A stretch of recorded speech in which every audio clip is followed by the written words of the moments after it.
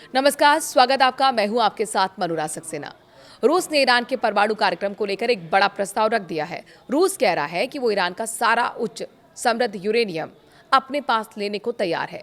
ये प्रस्ताव अमेरिका और ईरान के बीच चल रहे परमाणु गतिरोध को खत्म करने के लिए है। रूस के राष्ट्रपति व्लादिमीर पुतिन ने यह आइडिया पहले भी अमेरिका और कुछ क्षेत्रीय देशों के साथ चर्चा में रखा था।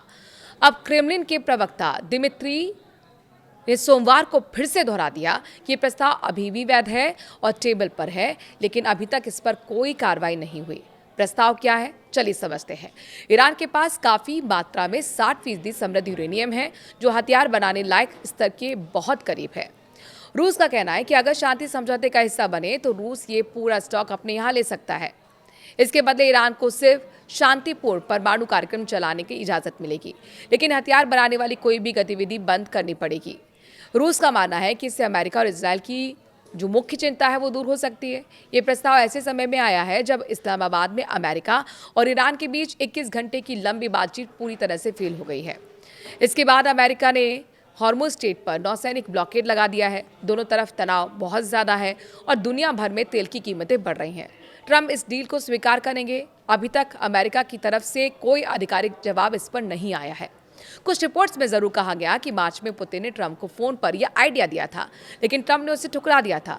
अब स्थिति बदल चुकी है क्योंकि हॉर्मुज़ पर ब्लॉकेड शुरू हो गया है और सीज फायर बहुत कमजोर है। ट्रंप बार बार कह चुके हैं कि ईरान को परमाणु हथियार बनाने की कोई भी क्षमता नहीं रहनी चाहिए। अगर उसका ये प्रस्ताव ईरान के सारे समृद्ध यूरेनियम को सुरक्षित रूप से हटा देता है तो ट्रंप इसे एक अच्छा विकल्प मान सकते हैं। लेकिन अमेरिका और इजरायल दोनों चाहते हैं कि ईरान पूरी तरह से यूरेनियम संवर्धन बंद कर दे।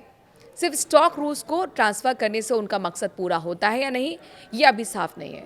ईरान की तरफ से भी अभी कोई प्रतिक्रिया आई नहीं है। ईरान पहले से ही कहता रहा है कि उसका परमाणु कार्यक्रम शांतिपूर्ण है और वो किसी भी विदेशी दबाव में समर्पण नहीं करेगा। आगे क्या होगा, ये प्रस्ताव एक कूटनीतिक कोशिश ही है।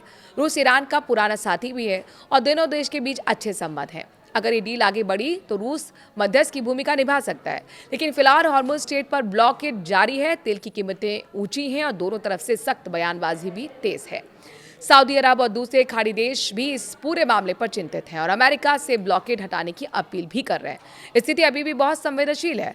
अगर ट्रंप इस रूसी प्रस्ताव को स्वीकार कर लेते हैं और ईरान भी मान जाता है तो तनाव कम हो सकता है, लेकिन अगर कोई पक्ष नहीं मानना तो जंग और भी बढ़ सकती है।